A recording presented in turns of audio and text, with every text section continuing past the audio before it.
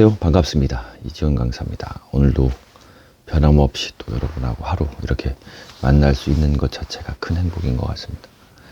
일단 여러분하고 몇 가지 좀 의미 있는 것들을 계속 지금 진행을 하고 있어서 굉장히 좀 기분 좋은 일이고, 그 다음에 추후적으로 이제 아이디어들이 좀 계속 생각나는 게 있어요. 그래서 그런 아이디어들을 조금 현실화 시킬 수 좀 있도록 노력들을 좀 많이 해보고 있습니다. 그래서 유튜브 영상으로도 제가 이제 가만히 생각을 해보니까 여러분 좀 의미 있는 낭독 같은 것도 괜찮지 않을까. 그래서 낭독이라고 하는 주제로 컨텐츠도 하나 좀 준비를 하고 있어요. 그래서 여러분들하고 하나하나 좀 여러분들에게 도움이 되는 좀 쓸모 있는 이러한 영상으로 찾아뵙도록 하겠습니다. 자, 일단 이 책이 이제 거의 마지막 부분까지 왔어요. 일단 몇 가지 부분은 좀 건너뛰고 챕터 12 부분서부터 이제 마지막으로 시작을 해볼게요. 인생은 곧 지나가나 사랑은 영원하다라는 주제입니다. 자, 여러분하고 오늘 462페이지 함께 잠깐 읽어보면서 시작하도록 해볼게요.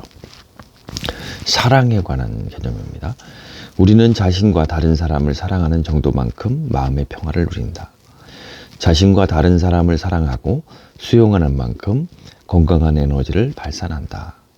자신을 사랑하고 다른 사람들에게 사랑을 표현하는 정도만큼 사랑의 관계를 맺는 것이다. 많은 경우 경제적 성취의 중심에는 사랑이 있다.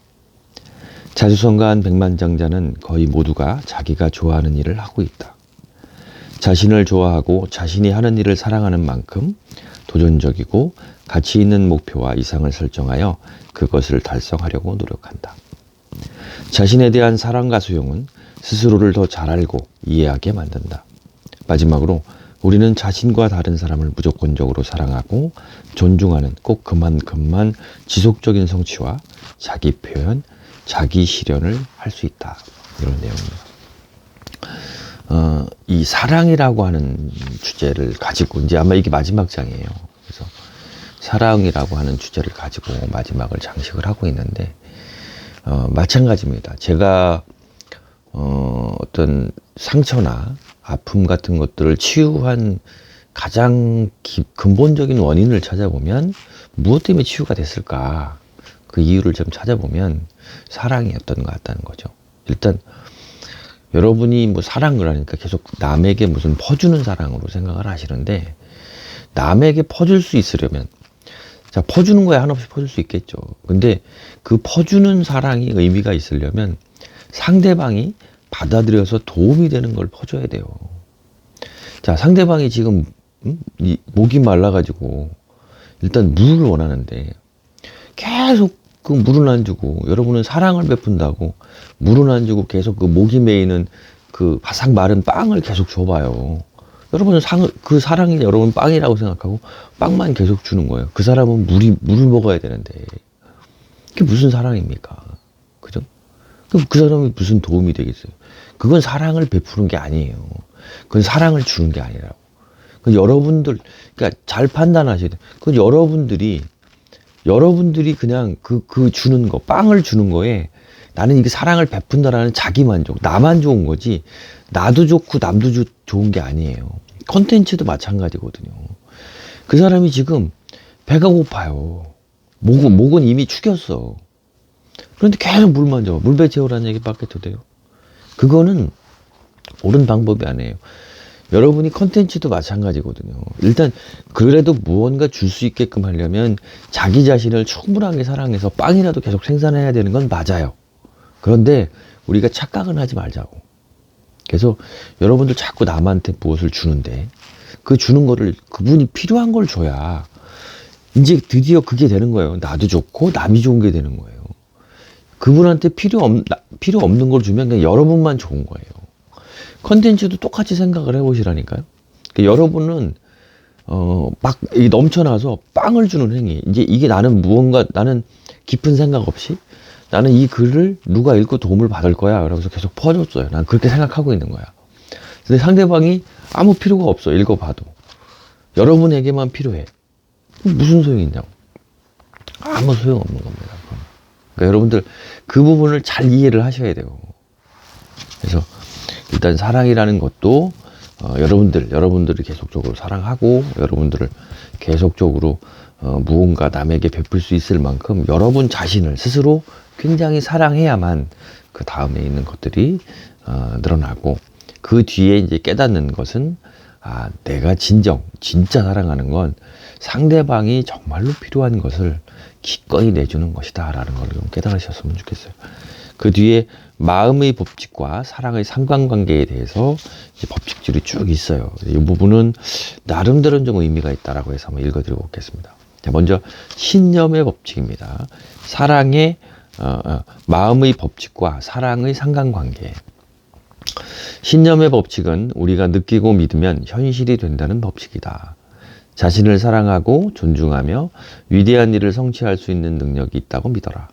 그리고 스스로를 의심하거나 가능성이 없다고 생각할 때보다 더 큰 성취를 이룰 것이다. 신념. 여러분들이 얼마만큼 확실한 믿음을 가지고 있느냐. 여러분이 느끼고 믿으면 여러분이 상상하는 것이 곧 현실이 된다라고 하는 법칙이죠.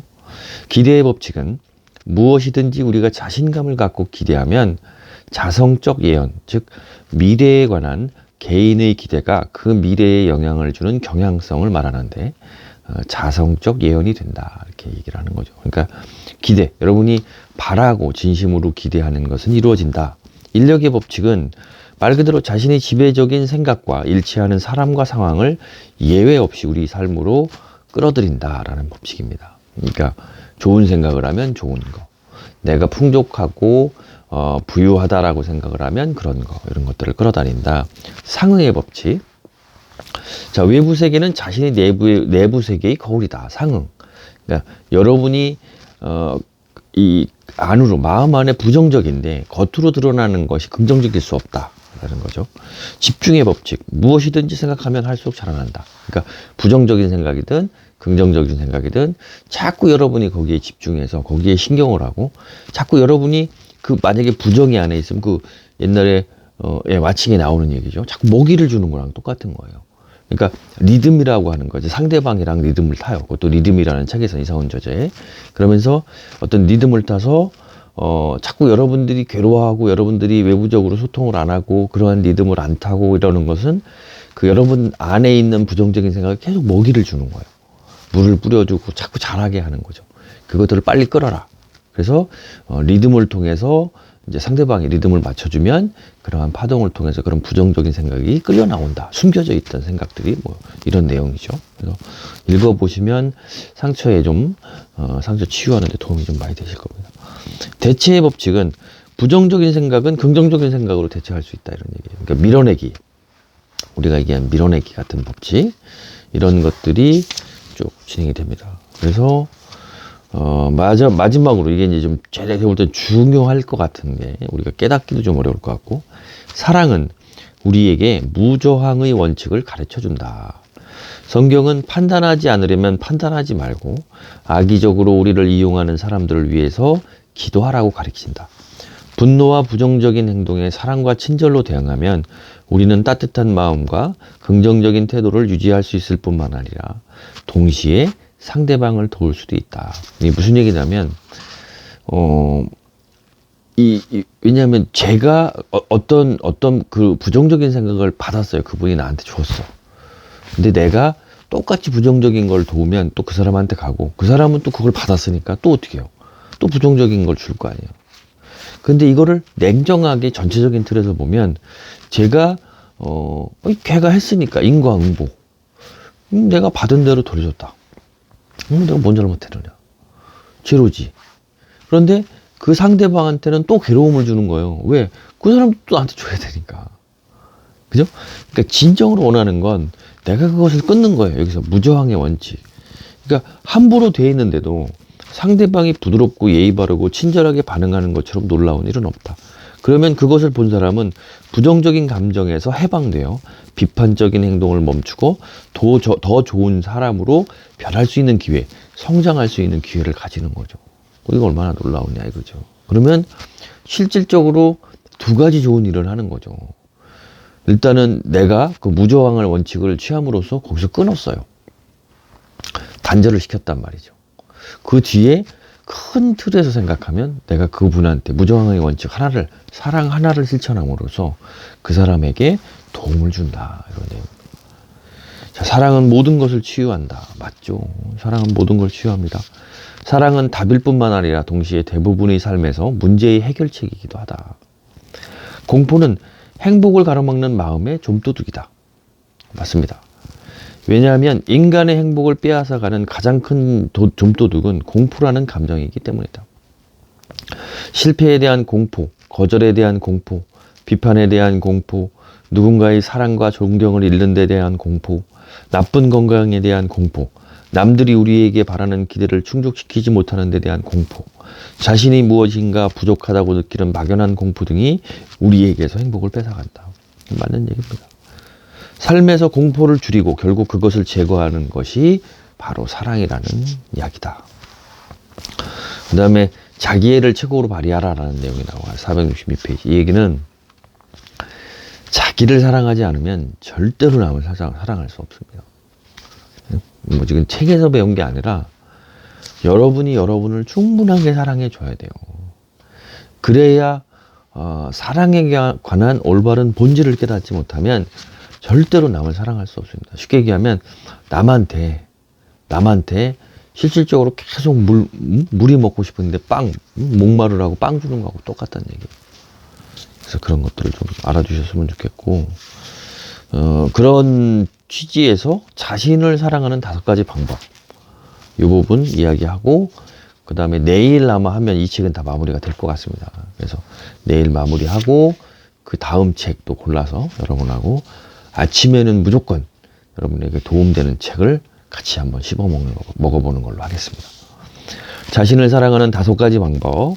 첫째, 과거에 어떤 일을 했건 하지 않았건 자기 자신을 아무 조건 없이 받아들인다. 자기 인정입니다. 자기 인정. 자기 수용이라는 말로도 씁니다. 자기 인정. 내 스스로를, 부정적인 나쁜 일을 했건 좋은 일을 했건 내 스스로, 여러분하고 이 스스로를 비난하지 말고 내 스스로를 그냥 조건 없이 받아들여 주는 거예요. 그래서 자부심의 기초가 바로 수용이라고 하는 거죠. 2번째, 나를 사랑하는 방법은 자신의 삶과 행동에 따르는 모든 결과에 100% 책임을 져서 자부심과 자기 존중을 회복한다. 내가 책임지는 거예요. 자신이 만족하지 않는 영역이 있다면 그 부분을 개선하려고 노력하지 변명거리를 찾거나 다른 사람을 탓하며 에너지를 낭비하지 않는다. 그러니까 내가 스스로 인정을 해버리면 굳이 뭐 이런 변명거리, 하얀 토끼 앞에서 나왔죠. 변명거리, 뭐 어떤 누구를 비판해야 되는 대상, 이런 것들을 찾지 않는다는 거죠. 그래서 자기 스스로 내가, 그래서 저는 아침마다 좀 기도하면서 하거든요. 내 책임이다, 내 탓이다. 이렇게 스스로 여러분의 행동의 결과에 대해서 인정을 하고, 결과에 대해서 승복해서 인정을 하는 것 자체는 그것보다 더 나은 단계로 가기 위한 기본적인 마음이에요. 그래서 그 마음을 꼭 이해하셨으면 좋겠습니다. 셋째, 가치 있는 목표를 세운다. 중요합니다. 제가 이제 어제도 글을 썼던 내용이죠. 기준과 목표가 왜 있어야 되고, 목표를 세우는 것은 자기 책임을 다하는 태도의 증거다. 자기 책임을 다하는 증거다. 이건 중요합니다. 넷째, 자신의 몸을 잘 돌보는 것이다.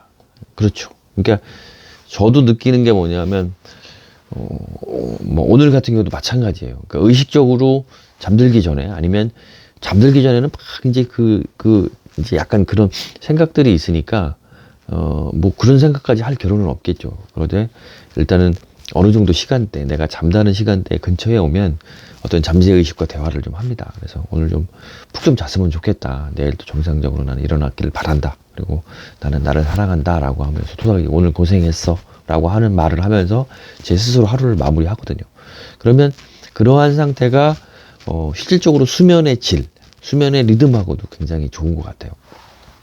가끔 뭐 잠이 너무 안 온다 그래서 뭐 술에 의지한다거나 이것도 과히 좋지 않습니다. 저는 이제 뭐 거의 그런 거 하지 않고, 좀 너무 뭐 배고프면 잠은 안 오니까, 그래서 그런 뭐 간단한 허기를 채우는, 요기를 채우는 것들은 긍정적이지만, 아까 이야기한 대로 내 스스로 내가 충분한 수면을 취하고, 내가 짧은 시간을 하더라도 이 수면의 질을 높여서 잘 잠을 잘 수 있도록 노력을 하면 여러분이 다음날 미라클 모닝 새벽에 좀 일어나서 여러분들 자기 주도적으로 무언가를 할 때 도움이 많이 된다는 점 이해하셨으면 좋겠습니다. 마지막, 오늘 이 얘기의 마지막 5번째, 잠재의식 깊은 곳에 자리 잡을 때까지 하루에 50번, 100번씩 반복해서 나는 내가 좋다, 나는 내가 좋다, 나는 내가 좋다, 나는 나를 사랑한다 라고 소리내어 말한다. 아마도 이것이 자부심을 가장 빨리 높일 수 있는 방법일 것이다. 잠재의식은 결국 이 명령을 우리 자신에 대한 운영 시스템으로 완전히 받아들인다. 그러고 나면 차이를 느낄 수 있을 것이다. 우리의 몸짓, 우리의 태도, 우리의 표정, 목소리 톤이 더 좋게 바뀐다. 자신이 하는 모든 일에 더 긍정적이고 열성적이며 자신을 좋아하도록 프로그램된다. 이 마지막 부분이 제가 이제 좀 중점적으로 읽어드렸는데 맞는 것 같아요. 그래서 저도 어떨 때는 이제 좀 뭐 저녁에 좀 일을 마무리해야 되고 뭐 이럴 때는 좀 그렇습니다. 아침에 일어나서 목소리 톤이라든가 어떤 표정 뭐 이런 것들이 전체적으로. 그래서 알면 바뀔 수 있잖아요. 그리고 바뀌려고 실행을 하고 노력하면 분명히 바뀔 수 있습니다. 그래서 저도 자꾸 바뀌려고 노력하고 문제점들을 찾으려고 노력하고 그런 과정을 통해서 더 의미 있는 것들을 만들어내려고 노력을 하고 있거든요. 그래서 여러분들 좀 많이 응원해 주시면 더 좋은 모습으로, 그 다음에 수면의 질을 더 높이는, 수면의 질에 관해서도 한번 제가 공부를 좀 하고 있거든요. 그래서 그것도 도움이 되면 여러분하고 나누겠습니다. 그 뒤에 여러분이 이제 잠들 때 도움 뭐 이런 것들이 있고, 제가 주로 이제 쓰는 요즘에 이제 책의 글들은 그런 것들이니까, 이 어떤 깨달음에 관한 것들이니까 제가 그런 낭독하는 콘텐츠도 한번 만들어 보려고 그래요. 그래서 그런 식으로 제 유튜브 채널 찾아오시면 알차고 여러분들 1인 기업화, 그 다음에 책을 쓰고 강연을 하고 여러분이 가지고 있는 탤런트를 가진 것을 1인 기업화, 무언가를 만들어내는 방법들에 대해서 계속 나눔을 하도록 하겠습니다. 여러분들 위에 보시면 네이버 카페에 들어오시고 네이버 카페에 가면 네이버 밴드 주소도 있어요. 그래서 여러분들 오픈 채팅방 다양하게 저랑 소통을 하시면서 의미 있는 것들을 한번 만들어 가보는 시간 가져보겠습니다. 그 다음에 2차적으로 제가 테스트 강의들이 좀 끝나면, 저는 이제 오프라인 강의를 좀 많이 했어요. 그래서 테스트 강의가 끝나면 온라인으로 다시 지금 전체적으로 전환된 강의들을 줌으로 함께 만들어 볼 수 있는 시간을 계속적으로 가지고, 실질적으로 줌으로 강의하는 혹은 멤버십을 통해서 지금 제가 하고 있는 어떤 자꾸 자기 개발하고 긍정적으로 하고 있는, 그 다음에 여러분하고 멘토링, 그 다음에 멤버십, 다양한 어떤 좀 저렴한 금액으로 참여할 수 있는 것들을 과감하게 만들어가면서 저도 의욕적으로 진행들을 해보겠다, 이런 약속을 드리면서 오늘 영상 여기서 마치도록 하겠습니다. 감사합니다.